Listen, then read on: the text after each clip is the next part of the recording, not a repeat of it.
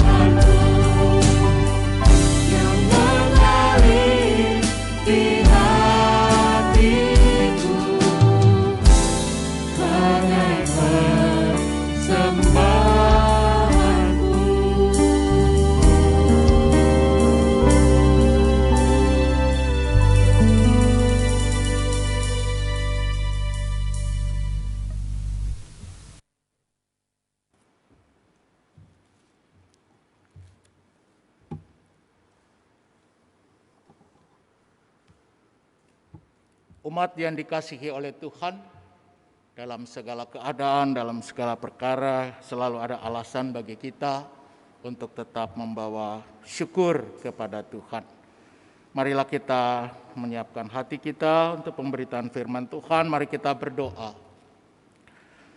Ya Allah, kekuatan kami, penuhilah kami dengan Roh Kudus-Mu, sehingga kami dapat mengerti kebenaran firman dan mampu melakukannya dengan segenap hati, jiwa, akal budi, dan kekuatan kami.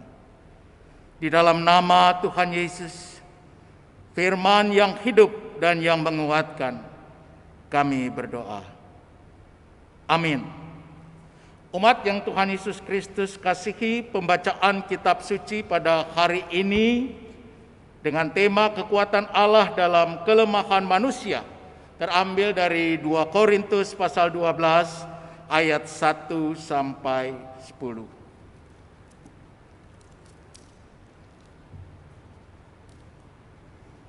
Dengarkanlah firman Tuhan. Aku harus bermegah, sekalipun memang hal itu tidak ada faedahnya. Namun demikian aku hendak memberitakan penglihatan-penglihatan dan pernyataan-pernyataan yang kuterima dari Tuhan. Aku tahu tentang seorang Kristen 14 tahun yang lampau. Entah di dalam tubuh, aku tidak tahu. Entah di luar tubuh, aku tidak tahu. Allah yang mengetahuinya. Orang itu tiba-tiba diangkat ke tingkat yang ketiga dari surga.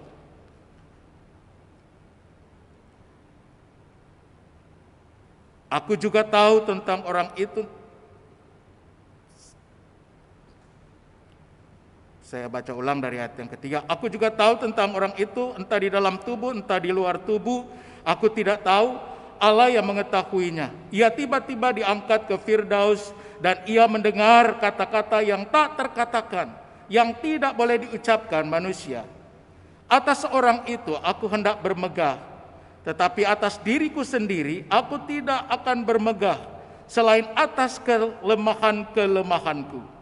Sebab sekiranya aku hendak bermegah juga, aku bukan orang bodoh lagi, karena aku mengatakan kebenaran.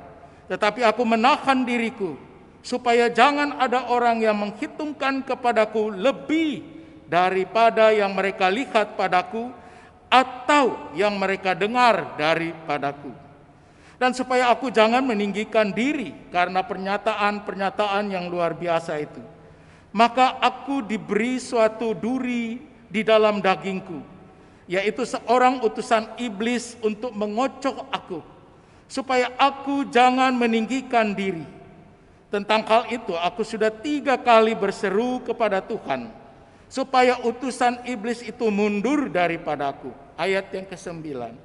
Tetapi jawab Tuhan kepadaku, cukuplah kasih karuniaku bagimu, sebab justru dalam kelemahanlah kuasaku menjadi sempurna. Sebab itu terlebih suka aku bermegah atas kelemahanku, supaya kuasa Kristus turun menaungi aku. Ayat 10, karena itu aku senang dan rela di dalam kelemahan, di dalam siksaan, di dalam kesukaran, di dalam penganiayaan dan kesesakan, oleh karena Kristus. Sebab jika aku lemah, maka aku kuat. Berbahagialah setiap orang yang mendengarkan firman Allah dan yang memeliharanya. Firman-Mu Tuhan, pelita bagi kakiku dan terang bagi jalanku. Haleluya. Haleluya. Haleluya. Haleluya.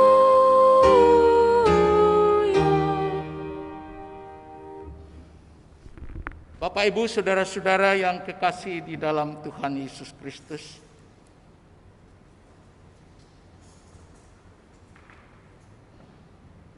kekuatan Allah dalam kelemahan manusia.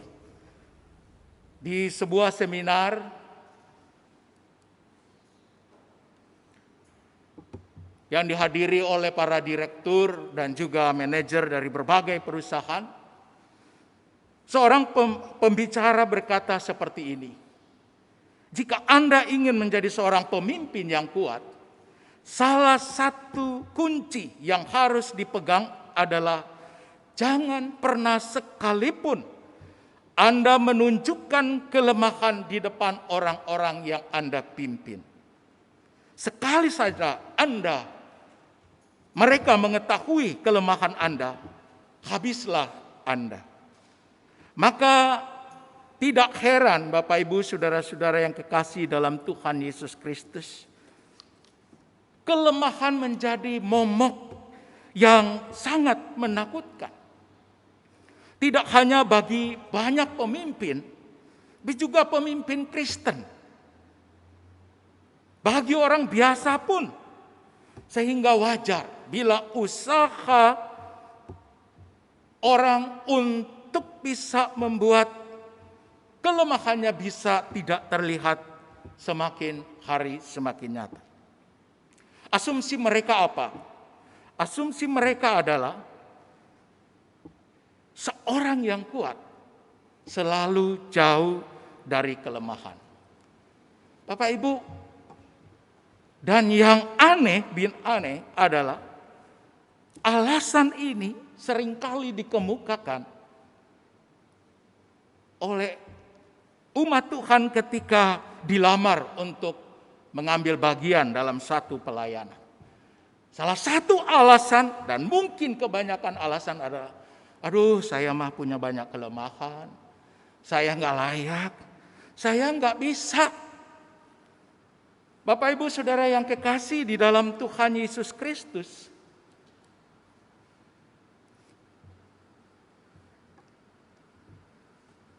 setiap kita pasti punya banyak kelemahan. Itu sebabnya Stan Lee menampilkan tokoh-tokoh kartun Marvel komik seperti Fantastic Four, Spider-Man, Iron Man, dan tokoh-tokoh yang lain. Memang mereka adalah superhero, tapi kenyataannya mereka punya banyak kelemahan di sana sih.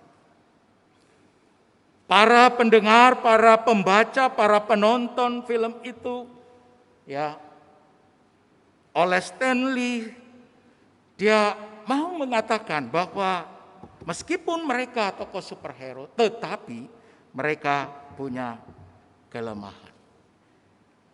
Dan itu menjadi akrab dengan kita. Bapak Ibu saudara-saudara yang kekasih dalam Tuhan Yesus Kristus, sebagaimana para tokoh superhero tersebut, mereka punya kelemahan, punya kekurangan, punya keterbatasan. Rasul Paulus juga memiliki kesadaran akan kelemahannya sebagai manusia.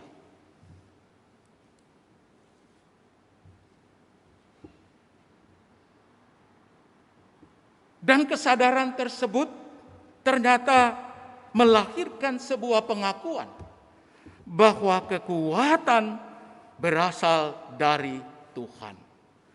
Bapak Ibu saudara-saudara yang kekasih di dalam Tuhan Yesus Kristus, setiap kita, para rasul dan tokoh-tokoh tadi punya kelemahan. Karena itu Rasul Paulus mengatakan, cukuplah kasih karuniaku, justru dalam kelemahanku, kuasaku menjadi sempurna. 2 Korintus 12 ayat 9. Bapak Ibu saudara yang kekasih dalam Tuhan Yesus Kristus, mengapa kita harus menyadari bahwa kekuatan Allah ada di dalam kelemahan kita sebagai manusia? Yang pertama, agar kita tetap rendah hati, jangan sombong. Ketika menghadapi orang-orang yang sedang mencari kelemahan Paulus di tengah-tengah keberhasilan dan kesuksesannya, mereka menuduh bahwa Paulus itu hidupnya, gaya hidupnya masih sangat duniawi. Sehingga kerasulannya pun patut diragukan. Bapak, Ibu, saudara-saudara, bisa saja Paulus membela diri dengan menyampaikan pekerjaan pekabaran Injilnya yang sangat luar biasa. Juga tentang pengalaman rohani yang sangat spektakuler. Akan tetapi kita melihat bahwa Paulus tetap rendah hati. Dia dengan jujur mengakui dia masih memiliki kelemahan. Dia masih memiliki kekurangan. Kalau dia kuat, itu karena kuasa Tuhan.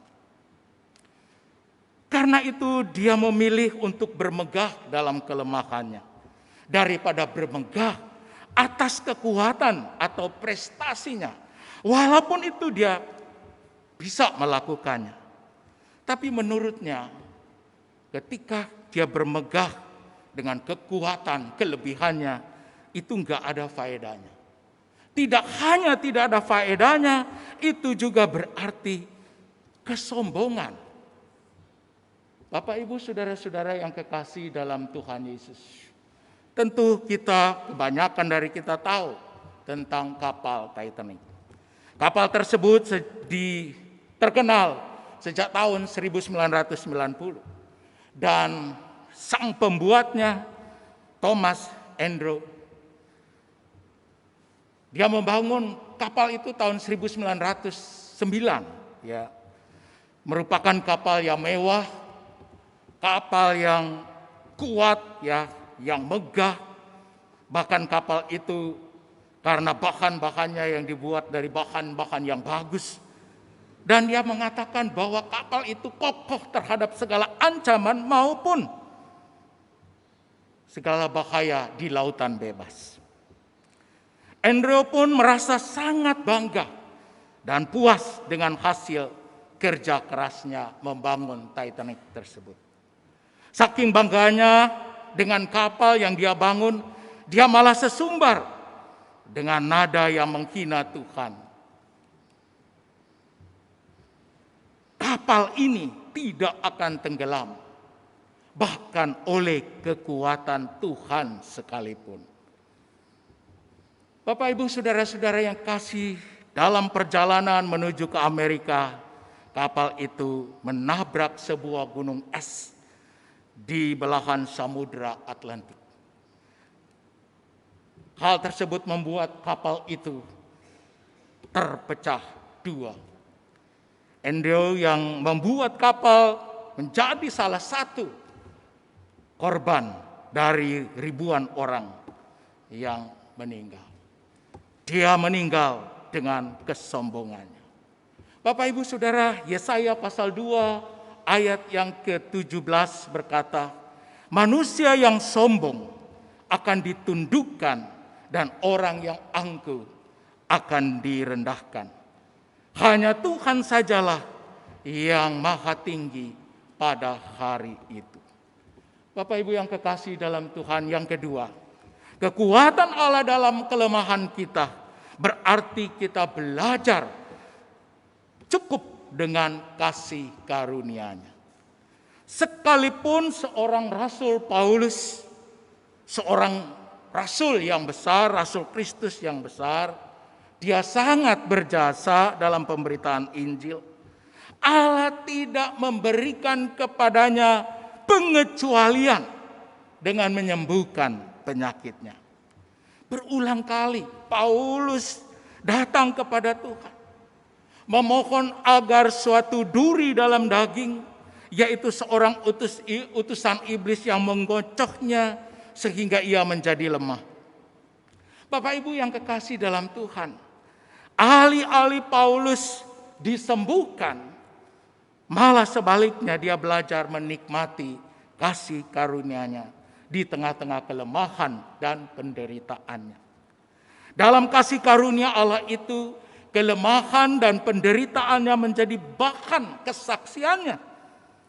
Bapak, Ibu yang kekasih, saya jarang sekali mendengar orang bersaksi tentang Tuhan yang mengizinkan seseorang tetap berada dalam kelemahan atau kesusahan.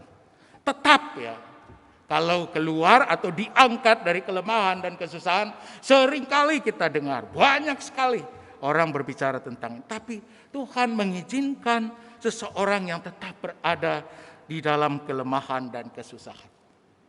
Jadi kebanyakan kita bersaksi bagaimana Tuhan telah mengubah kelemahan dan kesusahan kita. Bapak Ibu Saudara yang kekasih dalam Tuhan, Pendeta Andar Ismail dalam bukunya Selamat Berkembang menulis kesaksian saat dia berobat di sebuah rumah sakit di Perth, Australia. Sambil memegang beberapa potret, dokter menerangkan dengan bahasa sederhana bahwa kasus Anda sangat langka. Kami menemukan kelainan dalam bentuk bola mata kanan. Kelainan ini menyebabkan saraf optik saudara rusak. Kerusakan saraf optik ini menyebabkan adanya titik-titik buta. Kelainan bawaan ini tidak bisa dipulihkan. Kerusakan saraf optik yang berhubungan dengan otak juga tidak bisa disembuhkan. Akibatnya apa? Akibatnya pertambahan titik-titik buta tidak bisa dihentikan. Namun sementara ini penglihatan Anda masih cukup sekalipun terbatas. Cepat lambat titik-titik buta itu menutupi seluruh mata, bergantung sepenuhnya pada kondisi kesehatan Anda yang menyeluruh. Bapak Ibu Saudara-saudara yang kekasih dalam Tuhan, pada kesempatan tanya jawab keesokan harinya, dokter menyimpulkan, kami tidak bisa memulihkan kelainan genetik dan tidak bisa mengganti saraf optik Anda yang rusak. Kami bukan Tuhan. Bapak Ibu Saudara-saudara yang kekasih dalam Tuhan Yesus Kristus, penjelasan itu saya terima sebagai jawaban atas doa-doa kami, kata Pak Andar. Lalu dia kemudian melanjutkan, Tuhan telah memakai rumah sakit ini untuk menemukan kondisi sekarang dan prospek mendatang penglihatan saya. Lalu memberitahukan semua itu secara jujur dan terbuka. Bapak Ibu Saudara-saudara, Pendeta Andar mengatakan, kami telah berdoa, minta tambahan kasih karunia penglihatan. Dan Tuhan menjawabnya. Apa jawaban Tuhan? Bahwa karunia yang sudah terbatas ini pun masih cukup. Bapak Ibu Saudara yang kekasih dalam Tuhan, memang penglihatan Pendeta Andar Ismail tidak bisa ditambah lagi. Tetapi apa yang Tuhan berikan masih cukup. Begitu juga dengan kita. Mungkin saya dan saudara-saudara banyak kelemahan, banyak kekurangan, banyak keterbatasan. Lalu kita sudah berdoa, Tuhan Allah, angkatlah kelemahan, kekurangan dan keterbatasan. Bapak Ibu Saudara-saudara yang kekasih, bukan Tuhan tidak sanggup, bukan Tuhan tidak menjawab doa kita. Bukan Tuhan tidak mampu melepaskan kita dari berbagai masalah yang kita hadapi. Tetapi sama seperti Paulus, Tuhan mau kita melewati semua kelemahan dan penderitaan dan kesusahan yang sedang kita hadapi. Untuk menikmati kekuatan yang merupakan anugerah-Nya.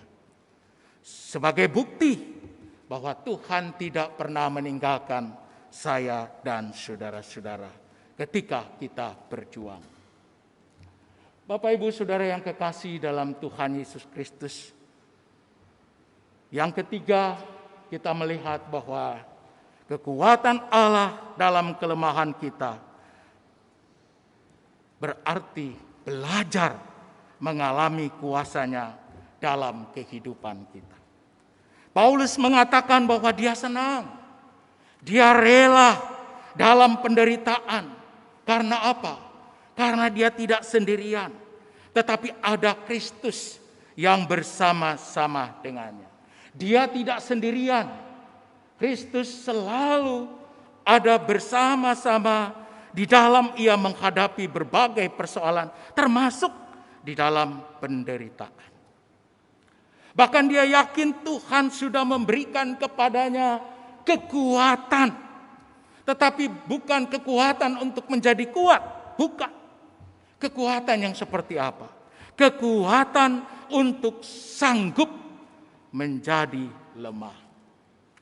Bapak, Ibu, saudara-saudara yang kekasih, orang yang tidak sadar atau tidak mau menerima akan kelemahan dan juga kerapuhannya, maka hidupnya akan berkelebihan. Saat berbagai masalah termasuk menghadapi pandemi COVID-19, maka kita bisa menjadi berkelebihan dalam hal ketakutan, dalam hal kemarahan, kesepian, tawar hati, kehilangan semangat, putus asa secara berkelebihan. Sampai-sampai Bapak Ibu yang kekasih dalam Tuhan Yesus, beberapa waktu yang lalu, seorang istri rohaniwan berkata begini, "Udahlah, jangan bawa-bawa Tuhan dalam menghadapi COVID-19 ini." Karena terbukti apa? COVID-19 ini tidak bisa dihentikan. Bahkan lihat, makin meningkat. Siapa yang bisa menghentikannya? Bapak, Ibu, saudara-saudara, tentu sikap seperti itu tidak akan terjadi bila saya dan saudara-saudara mau belajar mengalami kuasa Tuhan dalam kehidupan kita. Khususnya mengalami kekuatan Tuhan untuk sanggup menjadi lemah. Sanggup menjadi lemah. Karena itu saya mau katakan dari mimbar ini, selamat menjadi lemah. Dulu sebelum COVID-19, kebanyakan dari kita sangat kuat, hebat dalam segala hal.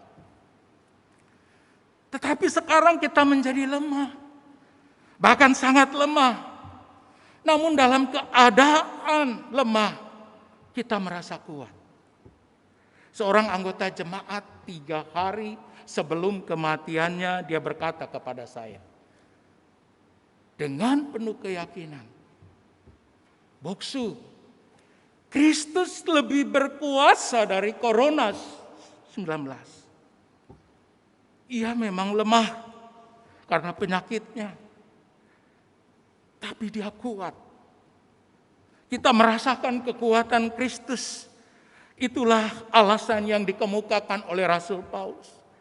"Aku bermegah dalam kelemahanku." Kita menerima kelemahan kita. Kita berdamai dengan kelemahan kita. Damai dengan Tuhan. Damai dengan diri kita sendiri. Bahkan damai dengan orang-orang yang ada di sekitar kita. Bapak, Ibu, saudara-saudara, saya lupa kapan saya mulai menjadi orang yang takut akan ketinggian.